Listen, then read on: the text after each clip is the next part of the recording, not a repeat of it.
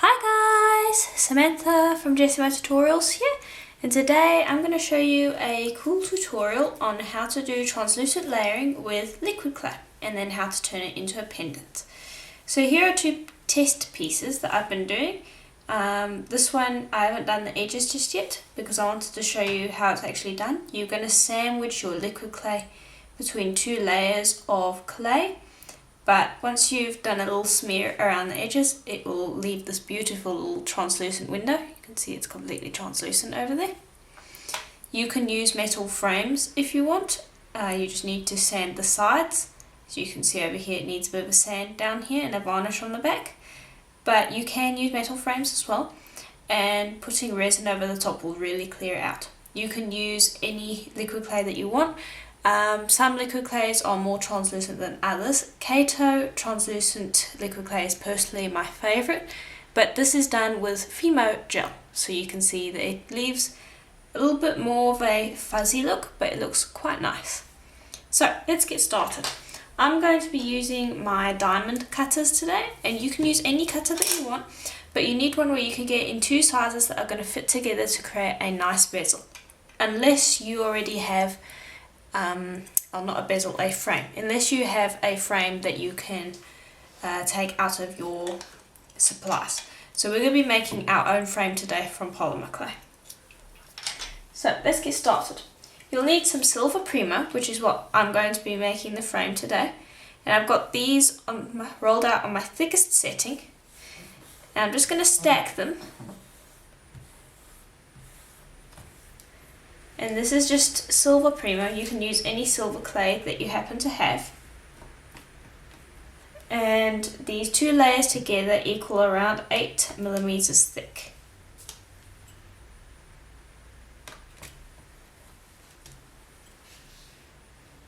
Okay, now you can use a skewer and a piercing pin to jab in some texture. But what I want to do is I just want to use this texture stamp of mine, and I'll provide a link to it, and it just makes the process a lot quicker and a lot easier, and it creates a really nice texture. Okay, so I've dusted this with cornstarch, and now I'm just going to press my clay in, and I'm going to just use my fingers to do this. And I've got a nice thick piece of clay just because it makes this process easier. It means that you have more room to work and you don't have to worry about gouging or anything like that. So I like to use a thicker piece of clay, and because we're using something that you can, if you mess it up, you can just screw it back into a ball and roll it through a pasta machine again, which is the nice thing about mica clays. It doesn't matter if you use more clay than you need. You can always just pop it in your packet again for a later date. So I like to use more than I actually need. Okay. I'll just hold that nice and flat.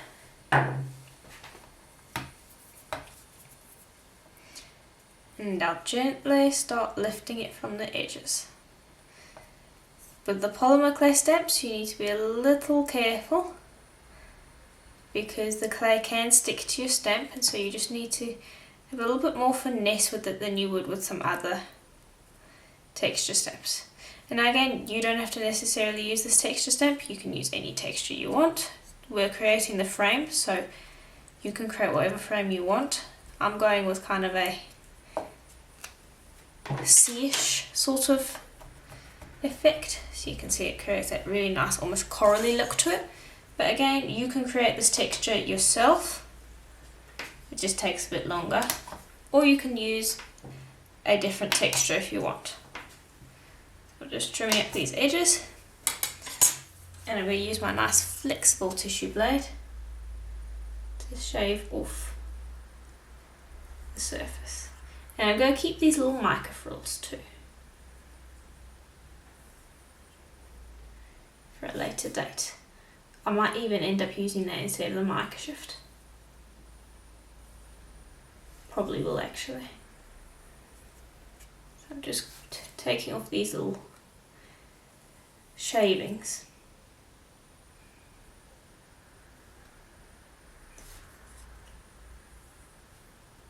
And if you're going to use the shavings, you want them to kind of be wispy. You don't want one long sheet, kind of like that. you want it to be a little bit more wispy with the edges kind of unsymmetrical. Like that. And now I might use mica frills on one side and the mica shift on the other. Not sure, we'll have to see. And so I'm just going to shape this so that I can show you what the mica shift looks like. And just be careful as you go. You don't want to be going too deep. You just want to shape enough that you can flatten it out. There we go. Okay, now I'll go flatten this out. Here we are. So you can see it creates a really nice, strong, beautiful mica shift. But I'm going to be using the frills today. So I'll bring over a sheet of black. There we are. And this was rolled out on the thickest setting. Quickly trim up any straggly edges that you have. And now we're ready to work with it. Now the only thing you need to keep in mind is that you should be able to fit your cutter twice. And this was run out on the thickest setting, which is about 4 millimeters. Now I'm just going to take my pieces and gently tap them down onto the surface. And I actually want it to have quite a thick covering of these little frills. I don't really want any plain black spaces left. I mean, they don't have to join together perfectly, so that's fine over there. But I don't want to have a big black space, so if I put that here and we just had that big black bit there, that wouldn't be good. But this is completely all up to you and how you want your frame to look to match your design, because this technique is quite versatile. You can do lots of different things with it, so you can create all sorts of different borders.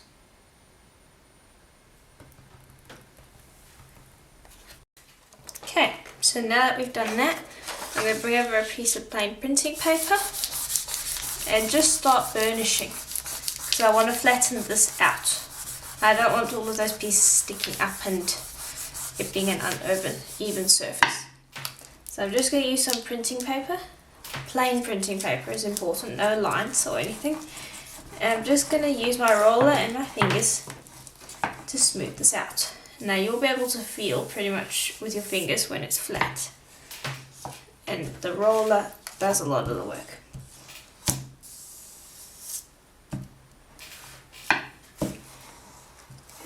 There we are, that should be somewhat flat. We can flatten out some more if needed. But no, that's good. Okay, now I'm just going to go and run that through my pasta machine to make sure it's a nice even thickness. So I'm going through my thickest setting first. And that should be just fine. Okay, and I'm just feeling to make sure that it's completely smooth. And then stick it down to your tile. Make sure it's nice and stuck down so that nothing's going to lift up. Get rid of any air bubbles if you have any in there. So lay it down like this is probably the best way to do it. There you are. And then use your smallest diamond cutter first, or whichever cutter you've chosen. And just make sure that your diamond will be able to fit. Yes. And then cut with your smallest one first and leave it in while you bring over your other diamond, and your head needs to be right up here so you can see if it's even or not. And when you're happy with it, press down as well. And this helps when your cutters slide into each other, because then it just means that you've squished that border up against this cutter and this cutter stopping it from going out, so it just leaves a really nice neat border. There we are.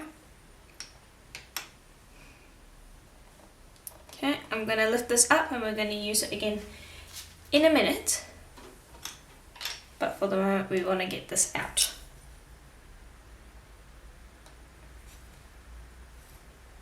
Okay, and then use your blade very carefully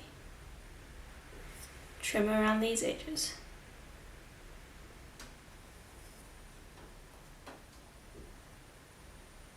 Be gentle because you don't want to be cutting into your border.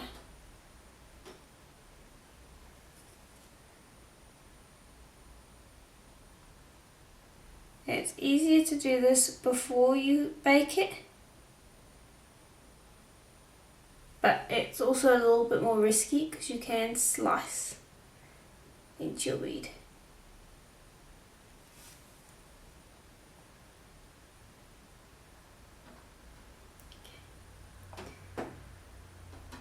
There you go, almost done. Just one little bit left. Alright, now I'm going to bring over my heat gun. And it's going to be set on my medium heat setting, and I'm going to cure the top.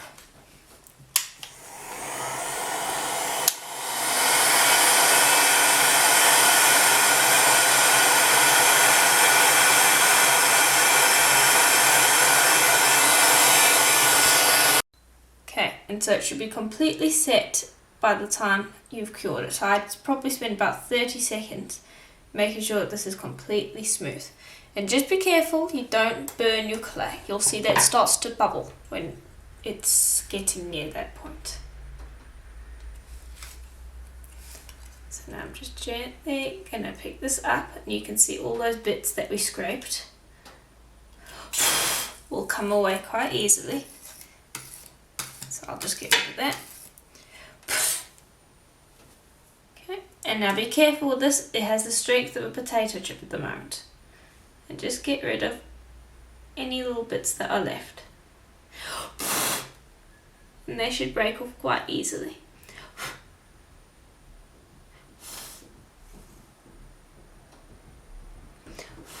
And just be thorough. Because when we put the liquid clay in here, we don't want to see any of these straggly little bits. So look at it from the front again.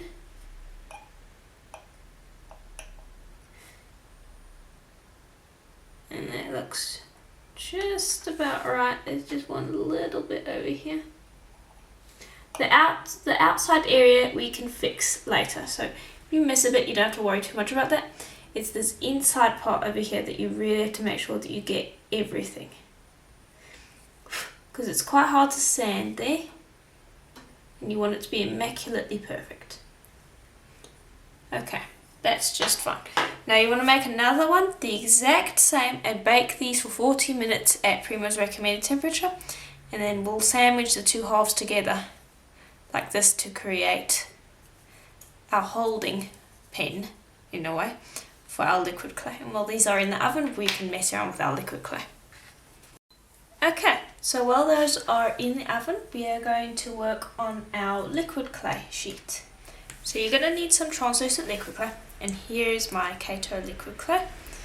And work on a ceramic tile. So I'm working on a ceramic tile. I always work on a ceramic.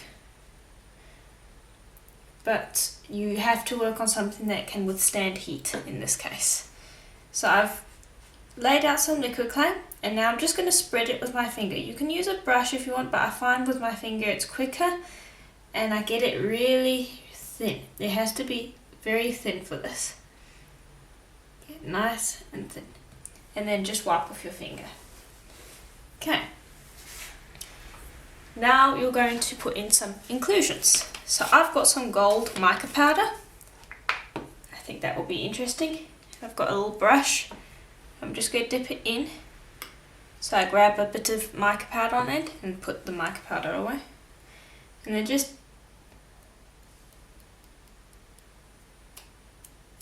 flick the brush so that the mica powder drips or flecks off. And this will show you where the liquid clay is. So I've got about that much liquid clay over here. And you can't see it, but if you tilt your head to the side when you're actually working with it, you will be able to see it because it has quite a shine to it. And so it's like a water droplet. It's clear, but you will be able to see it because the light will shine on it. And so I'm just trying to cover a fair amount with this mica powder because it will look interesting. I don't want to use too much mica powder because then it's not going to be very translucent, but I do want some.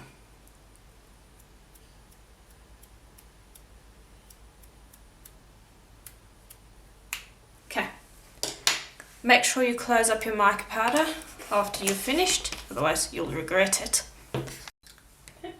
And now another nice thing to think about is a metal leaf, and I'm going to be using some silver metal leaf. So let me just bring over that piece.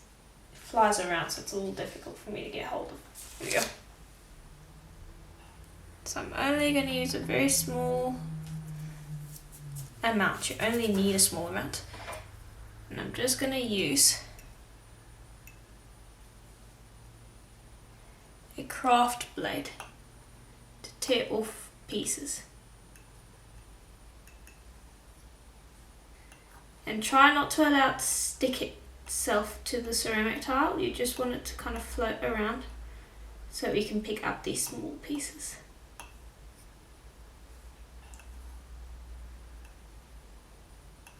And you can use any metal leaf you want.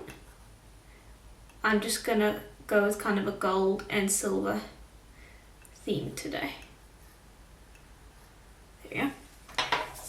And the best way to pick up your metal leaf is to use a brush. So we'll just use that same brush. We'll gently pick it up and pop it onto the liquid clay, and it will lay itself flat. You just need to get it to touch the liquid clay. So I'll touch the corner there and it will lay down flat.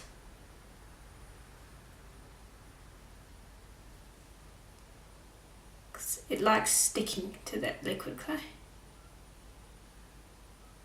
And if you're using your finger, you'd find that the metal leaf would like to stick to your finger. So it's just easier to use a brush. And make sure that all your windows and things are closed. You can't have fans on or anything like that, because it just makes the stuff fly around. It's like weightless. So anything that could create some air disturbance, close or turn off. And so I'll just continue putting on silver leaf until I'm happy with how much coverage I have. Okay, so here is how it looks now that I have put all the silver leaf on. And so now I'm going to bring over my heat gun and set it onto my hottest setting and my lowest wind speed, and I'm going to cure it. Now it's best to cure your liquid clay with a heat gun rather than the oven. It's a lot clearer that way.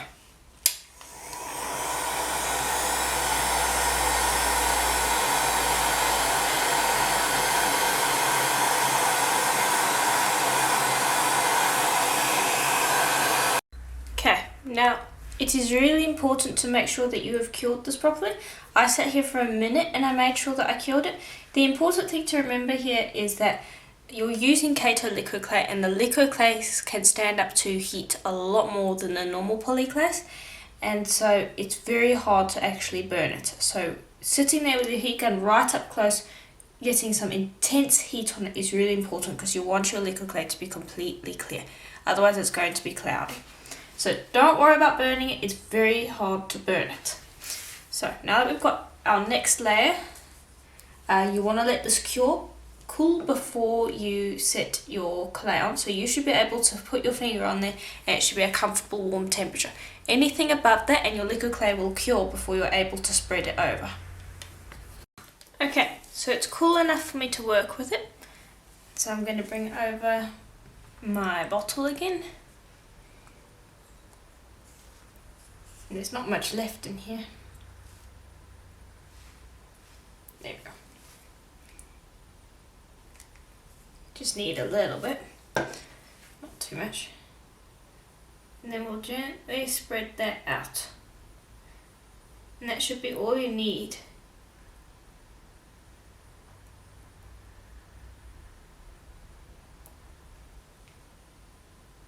To cover your entire base. You can see some of the mica powder smearing, that's normal. If you didn't want to do that, then you want to use less mica powder so that it's all buried in the liquid clay. But I kind of like these smears because I want it to kind of look like it's got the water's got into it and it's kind of bleeding ink. Okay, then you'll bring over your heat gun and set this again. Now I want to show you what this looks like. So just watch as it clears up.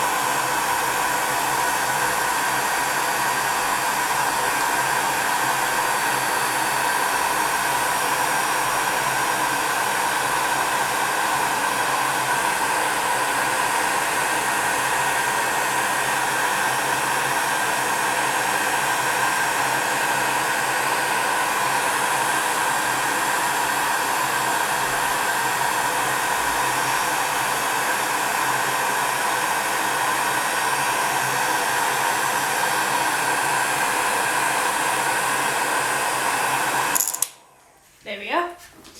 And so you should be able to see the mica powders and the silver leaf as though it's actually sitting right on top of your liquid clay. You shouldn't be able to see any cloudiness whatsoever. If you do, you need to cure it longer. So that's why we work in thin layers, and that is why you want to put as much heat as you possibly can on this. Okay, so now we're going to do another layer on this. So I'm just going to pop this over here so you can see what I'm doing. I'll just zoom out. There we are. And I'm going to be using jet black StazOn ink.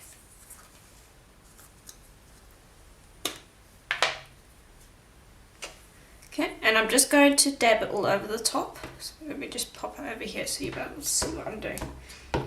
Just because I can't remove this liquid clay from the tile.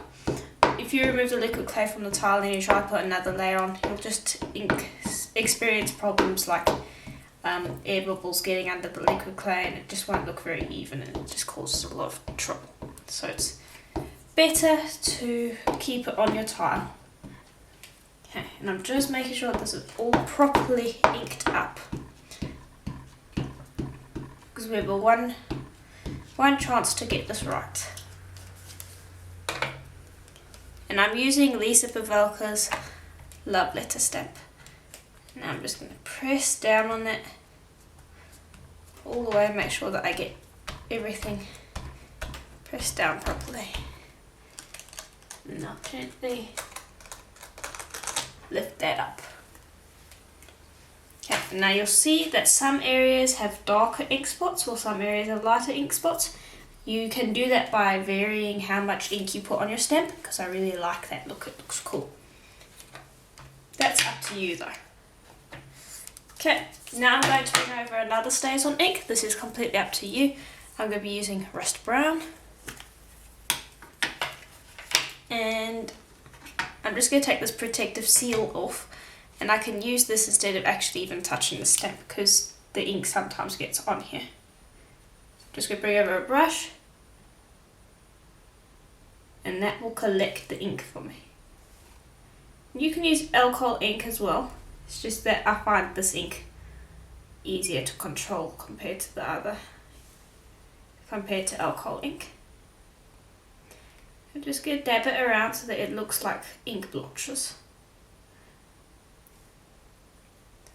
And the whole point of this is that you can create multiple layers and it looks really nice. Now the important thing is to cure each layer. You can go as many layers as you want. It's just if you go a layer and you don't cure that properly and it's not clear, and then you go another 5 layers, you won't be able to get that layer that wasn't cured clear, and then the effect won't look very good.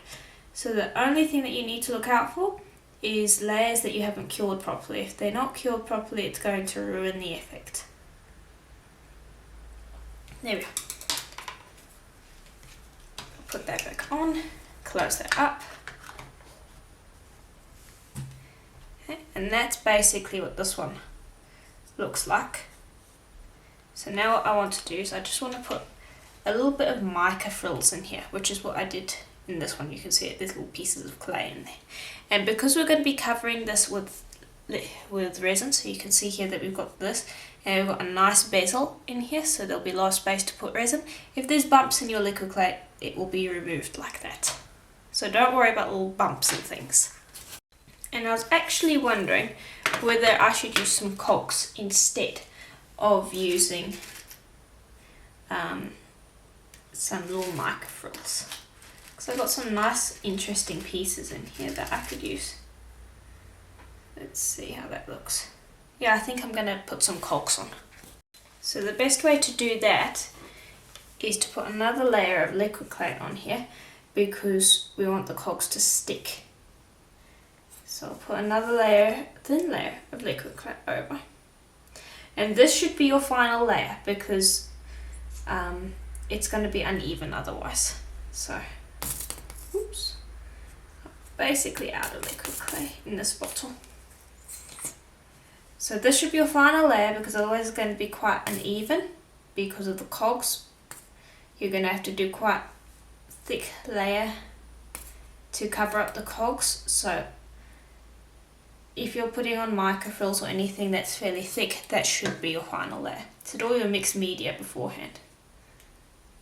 Okay, I'm just going to smooth that over.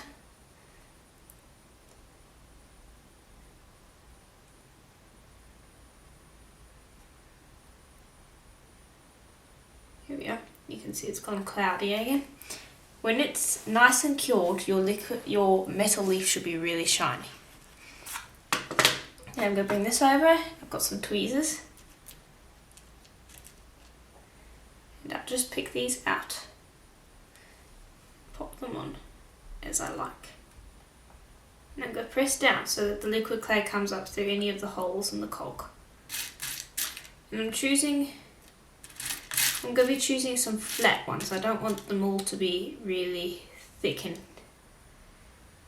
heavy. Now the nice thing is, if you reverse the liquid clay, you'll be able to see the cogs through the back layer of the liquid clay as well. So everything that you're putting on, if it's got a discoloured layer and you decide to put it face down to hide that colour, to hide that layer, that piece of the element that's discoloured, you'll be able to see it through the back.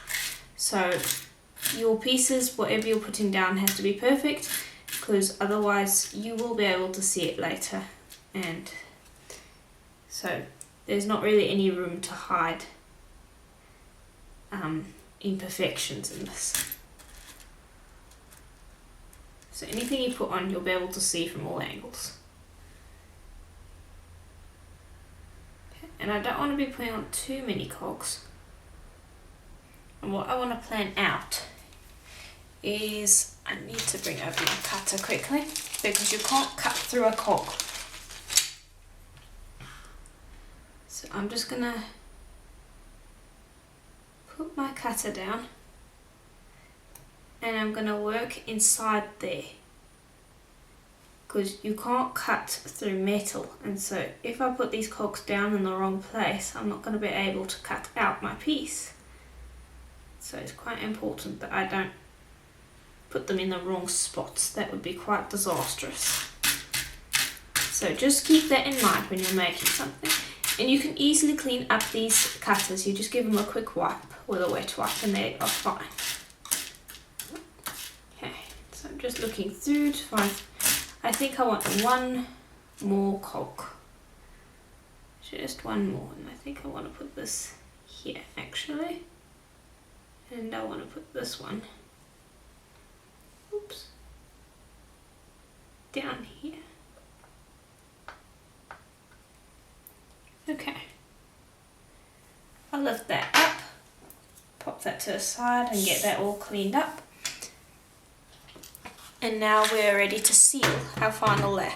And now what you can do is, if you want to take out more than one piece, is you can pop down your cutter like that, work inside there, and then maybe you want to put down another cutter over here and work inside there, just so that you know where the boundaries are, because it just wouldn't be very good if you came to the end of this and figured out that, oops, I put a cog in the wrong place.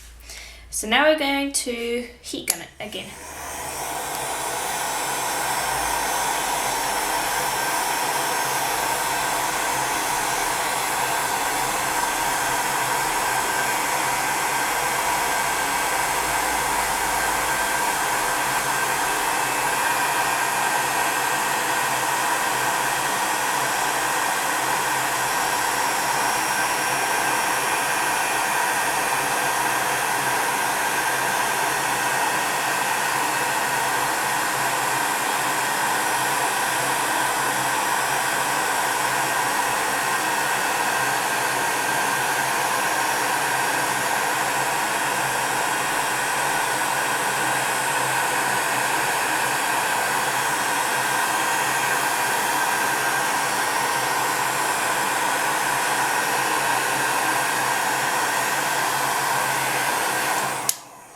Okay, all fixed.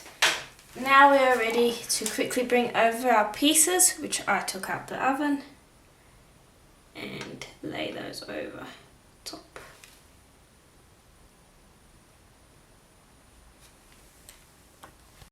Okay, so change of plans, I decided to put it over here.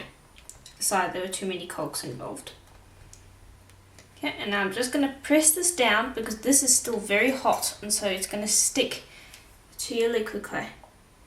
And then you need to go, and while you're holding this down, trim out your liquid clay. Okay.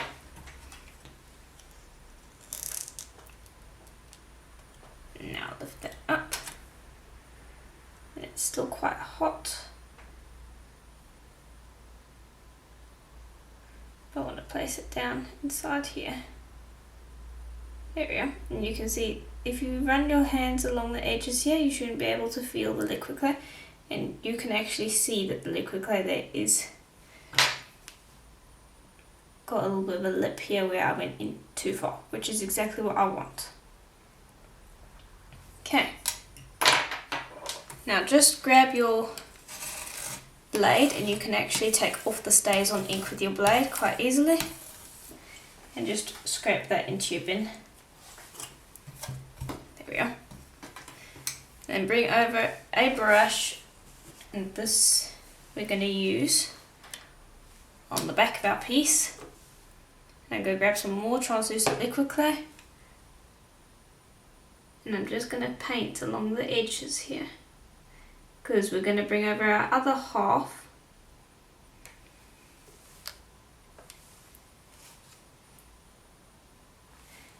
and we're going to put these two pieces together and then pop them in the oven.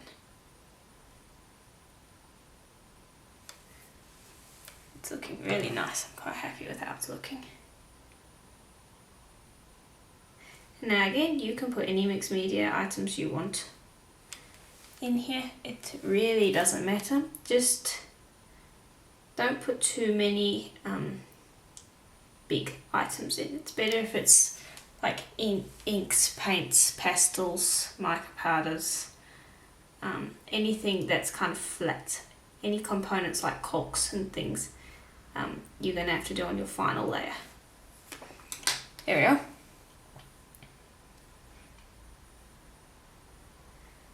Now I'm going to grab this. I'm just going to pop these together, and the best way to do that is to just use your fingers to slide it into place. Okay.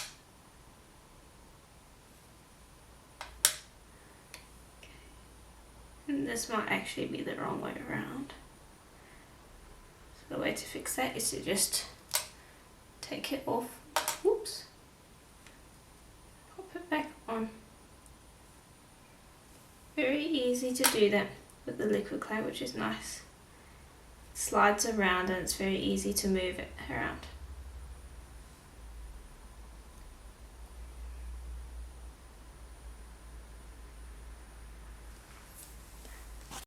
Okay, and there we are. Now the edges might be a little uneven, that's fine. Just make sure that you get this lined up as best you can, and we're going to be doing a smear along these sides to fill in the cracks. So once you've got it all lined up and you're happy with it, pop it in the oven for half an hour at Primo's recommended temperature, and then we can fix up the mistakes afterwards. Okay, so here is now that it is out of the oven, and we are going to clean up those sides. So I've got a little bit of silver clay here, and you just want to rub that in your hands to warm it up quickly. Okay, roll it into a sausage shape, press along the side and smear. Now you might want to do this a few times to get it to smooth into place.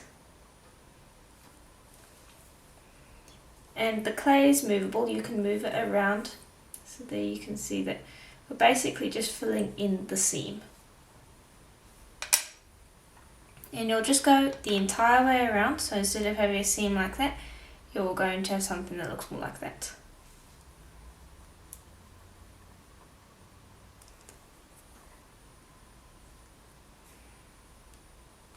Okay, and just smooth it down. You don't want to have anything really thick. You need to make sure that your smears are nice and thin. And then when you've done coating the entire thing, just smooth it off so that it's nice and smooth and clean of fingerprints. And pop that in for another 15 minutes. Okay, so here they are now that I've smeared the edges. This one you can see the edges have made quite a big difference as far as cleaning it up and showing that there's no seam. So that's good. This one I've cleaned up the edges as well, so there's no seam anymore. And so when you look from the front it looks really nice. So now I'm going to pop these into the oven for another 15 minutes. Okay, so while those are in the oven, I just want to talk about the reason why you want to cure the heat gun and make sure that your liquid clay is completely cured. This is a piece that I did a while back before I had my heat gun, and you can see that and this is Kato liquid clay, the exact same piece that we have. You can see it's not translucent at all. That green in the background is actually gold metal leaf that has it's actually rusted in there and it's gone all green because the liquid clay isn't completely cured. And this is what it actually looks like after it has come out of the oven. I didn't have a heat gun, so I had to use an oven, and it's very hard to get the liquid clay to clear up in the oven. So it's really important that you use a heat gun and that you make sure that your clay is completely clear, cured properly, because otherwise you will have trouble with pieces of your metal leaf going rusty. I can't really show you this, but it has kind of a oily residue to it that gets all over your hands and it's just gross. And it's not clear at all. You can kind of see a shadow going behind there, but you can't see any detail. So it's really important that you clear up your liquid clay. Now, well, those are in the oven as well. I just wanted to ask you guys if you wanted some more liquid clay tutorials, because I do have a few ideas that I've been working on. Here's an example. I'd love to teach you these ones. They're all using the same technique. It's how to create a bezel out of liquid clay. And you can see here that we've got liquid clay around the edges and on the back, and you can pour resin and put components in it. Here's another one. So it's made completely from liquid clay, and hopefully you can see there that it's translucent. And here's some more, really pretty again. It's got liquid clay around the edges, and it's really cool, and I would love to show you how to create these. So if you would like more liquid clay tutorials, let me know. I do have a few ideas, and so if there's a lot of you that would like more tutorials, I will continue making liquid clay tutorials, as it's a great medium and I love doing tutorials on it. Okay, so I've baked these two, and so we're now ready to give them a good sand, because you want to get this all nice and shiny for when you put the resin on. So I'll just bring over my polishing papers. Here we go. I'm going to start with my green one, which is my 400 grit. I'm just going to pick it up, and I'm gently going to sand the front, back and sides And I'm going to sand from my 400 grit all the way up to my 8000 to make sure that I get this all nice and shiny, so that when we put the resin on, it looks really nice. Now, it's not completely necessary to sand, you don't have to, but it does get rid of any blemishes that you might not see, because the resin hides fingerprints and things like that. But if you've got discoloration or just a piece of dust or maybe a bit of mica powder accidentally got on here, the resin will bring that out quite a bit. And you do need to sand the sides, so it's just best to sand the entire thing, get it to a nice satin shine, and then we'll put resin on. Now I'll do the same with the black one as well. Okay, so they've been buffed. Well, they haven't been buffed, they've just been sanded. You can see it has a nice subtle sheen to it, as with this side. Same with this one, it's got a nice sheen to it, which is what you want. So now we're ready to do the resin. So I'll bring over a little resining mat.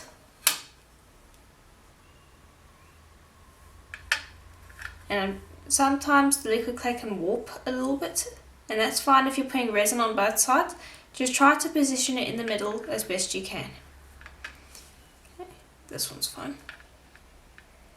Okay, and then those are ready to go. Now I'll bring over a measuring cup, my ice resin plunger, and a skewer.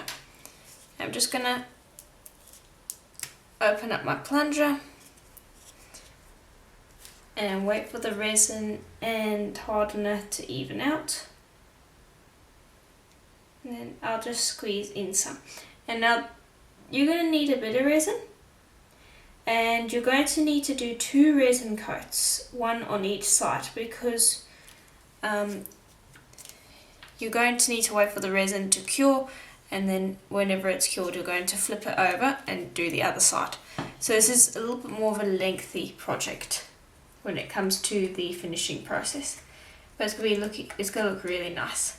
And it means that you don't have to just use this as a pendant. You could use it as something like maybe a sun catcher, so that sun shines straight through it, and then it can be on a chain so that you'll be able to see it. And we might actually make a sun catcher out of it. I was thinking of doing a pendant, but after second thought, a sun catcher might be really nice. I was thinking of putting snowflake obsidian with the pendant that we made today with the silver, because it kind of has that patched look of snowflake obsidian, so it might look really nice. Okay, and I think I'm going to need more resin than this, so I'm just going to clean this up and pour in some more. And you can do this. There we go. And just let the resin pour out, because it's going to take a little longer than the hardener. Suck that back up,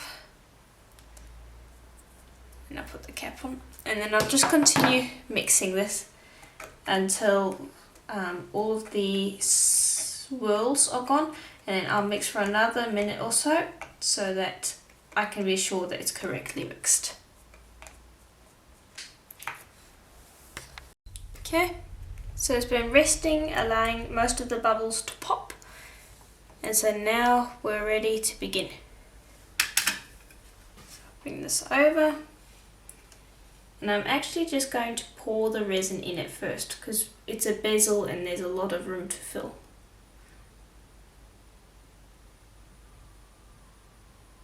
So I just pour it in.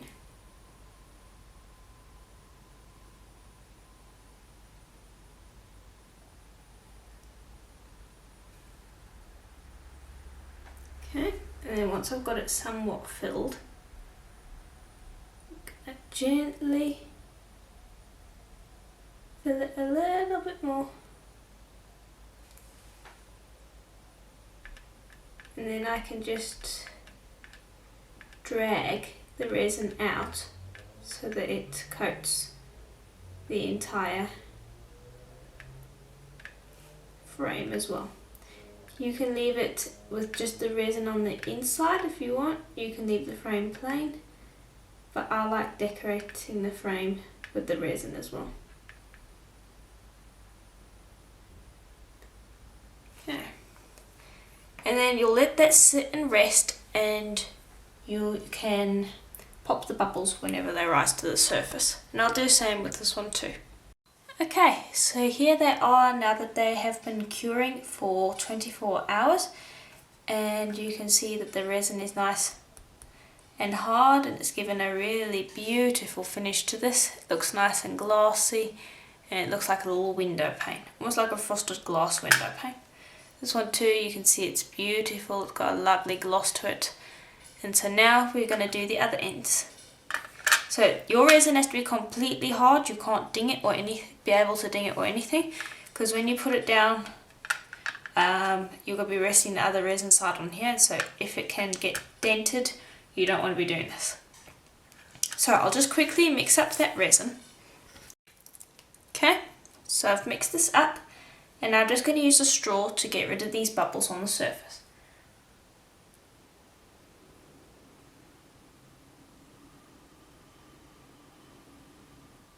And that's a nice way to just get rid of the surface bubbles. Okay, bring this over. And I'm just going to separate these quite a bit so that they're out of each other's way. And I'm just going to gently pour.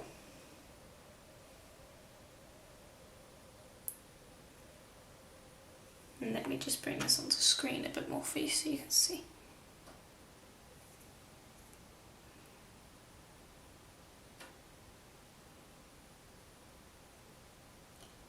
And pour a bit because you're working in a bezel, so you can risk pouring in a bit. And then gently pour enough that you get a nice dome, and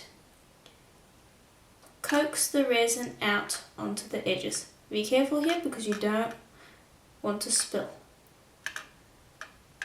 Just coax it out enough that it's going to touch these edges.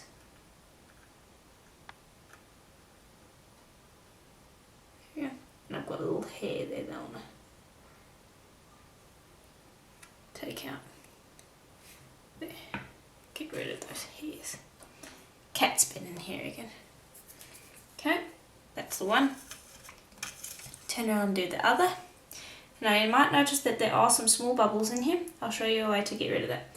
You can use a blowtorch if you want, but I'm a little scared too because I've set my resin on fire before using a blowtorch. So I prefer to use a heat gun. And it works really, really well. You just have to have good control over it, so practice a bit before you use it on an official project. So I'll just go about dragging this resin across.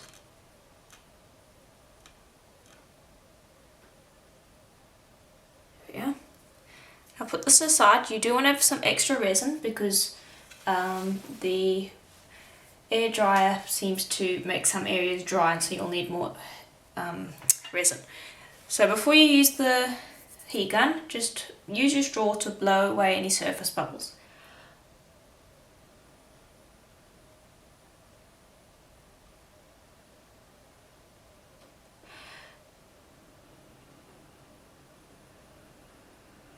And it's a really easy way to get rid of bubbles.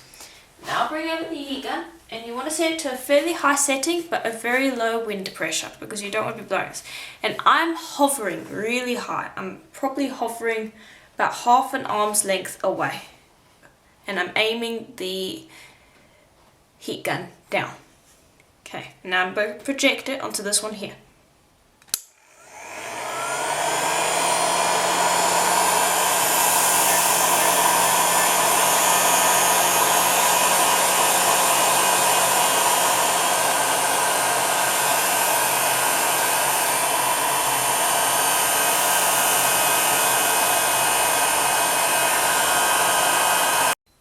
And so here they are now that I have used the heat gun to warm them up. Now the reason the heat gun removes the bubbles is first off it heats the resin so it becomes a lot more runny. It's like warm, it's like hot honey. It's like really, really, really runny. It's watery. And this allows the bubbles to all rise to the top. It also blows air on it, which also helps pop the bubbles on the surface, so it's all around really good. Now, the one thing you do need to know, because it makes the resin runny, it means that you do have a risk of it blowing it right off the sides of your piece. Avoid that. If you get drips, it's going to ruin the back of your piece. Now, you can fix those, but you'll have to wait a little while, because the heat gun is going to heat the resin, and the hotter the ice resin gets, the quicker it will cure. So while you have the heat gun there, so long as you're not sitting there for like 10 minutes or so, it will stay quite runny. But let it cool after you've used the heat gun, and you'll find that it sets up pretty well, becoming kind of tacky, like cold honey.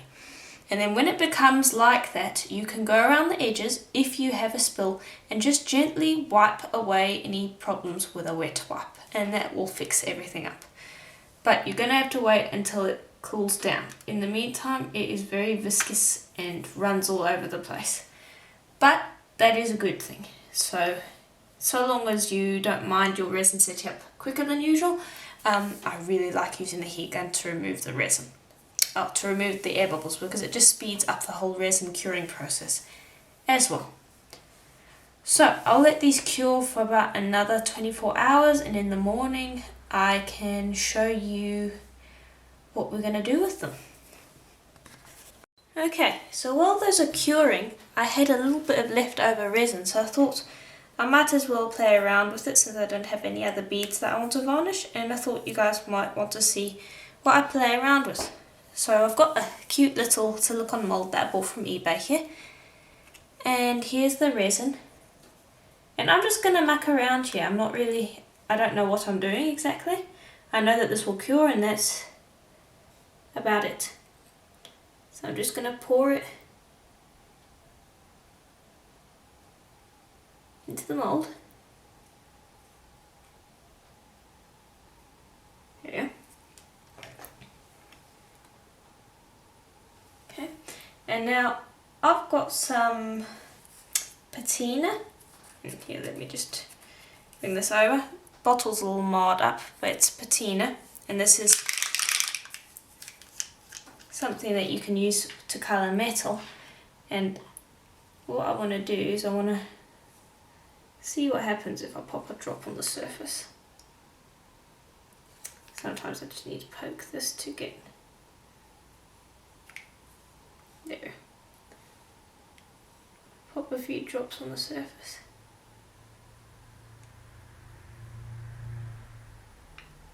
There we go. Okay, and I'm just going to be looking from the bottom here, and I can see that it is sinking to the bottom a little bit, so that's interesting. And then I'm going to bring over some alcohol ink, and this is Rust.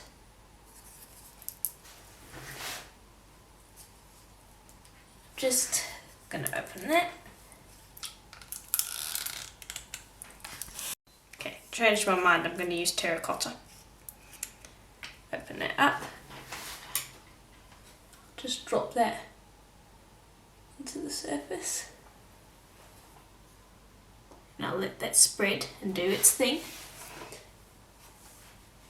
And then I'm just going to use a pin, and I'm just going to bring out one of these pins. Nice and thin. A needle will work too, presumably. And I'm just going to dip it in there.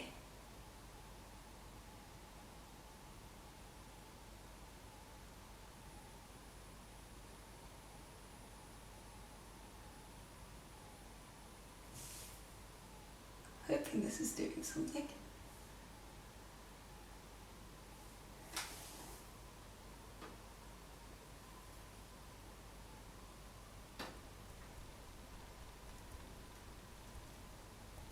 Hoping this is going to create some texture in there.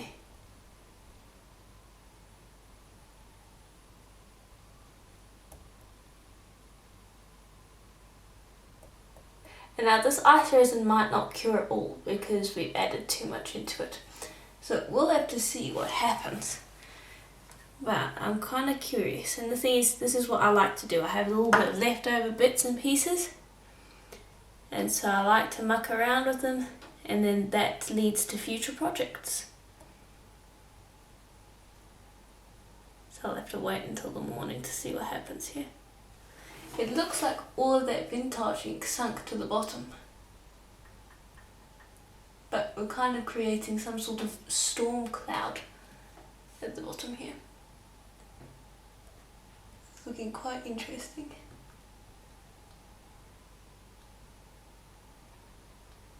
Okay. And I think I'll stop now. And I'll just let this sit overnight. I'll see how it looks. I'm just going to swirl this top bit here. Okay, and I'll leave that to sit overnight and we'll see what it looks like. Okay, so our pieces have finished curing, and so here they are. Here's the one side, here's the other side. You can see that they're a little bit oily on the back, so I'm just going to rub them against my jeans to clean them up, and then that cleans up pretty well. But it's looking quite nice. So that's the one. Here's the other one. See, it looks quite nice and shiny. Here's the other side. And here are our molds. So here's an extra one that I did. The one that we did with the alcohol inks, the white bit didn't cure, which I did suspect that it might not, but I do like the technique, so I'm probably going to explore that later on, because I kind of like the undergrowth sort of look that it has to it. So the experiment was successful, even though we didn't have a proper outcome. Here's another one that I made, and this one was completely safe because I was putting cogs and all sorts of things in there. Yeah, that one you can see is quite pretty and shiny, and it's got some interest in it, and here's the back. So that one's quite nice. In the meantime, we're going to drill these. So the thing that you need to think about is this liquid clay is basically still sitting here under the clay. So if you try and drill it this way, you're likely just going to split the piece. So for these ones, I like to drill from the top and put a bale in.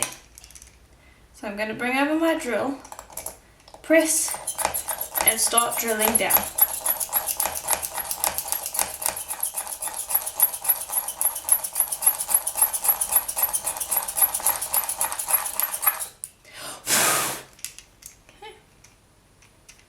There we go. And it's just a safer option. Just cleaning up this hole here. Just make sure your hole's nice and clean. The resin can be a little bit tacky at times, so you might need to drill through a few times. There we go. Get rid of that. And then I'm going to bring over the bale that I've chosen.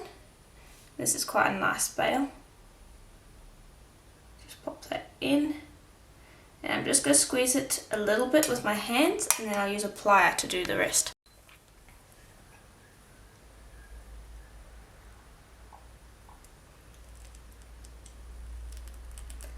Just going to squeeze it shut. Okay, so it's nice and tight there.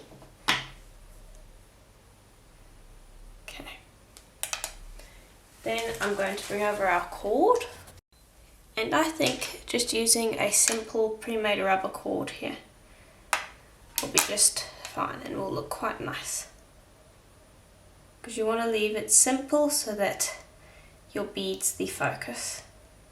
And this is quite a petite bead, so we don't want to use too complicated a strand. And there we are, that's what it looks like. Might need to straighten up that veil just a little bit, but there we are. Very simple, very easy, and I'm going to do the same for this one. There we are. So now you have two pendants that are really cute and really easy to make, and they're really nice as well because They transport light through them, so you can use them as a wind chime. I decided I wanted to use them as a pendant, but they'll make really nice wind chime endings as well, so you could try them out like that. Anything that's going to hang and direct light through it's going to be nice, but I really like them as pendants. I think they look really cute, interesting, and something that I don't really see very often. And the nice thing is you can wear them anywhere around you want. So if you wanted to see this side of the cogs, so the cogs on top of the writing, you would wear it that way around. Personally, I like the writing on top of the cogs, so I'd like to wear it this way around. Same with this one, you could have the silver leaf on top of the writing, or the writing on top of the silver leaf. I like it this way around though. But again, because you've got them on this cord and you've got the bail in such a way, you can wear them any way you want. You can flip them.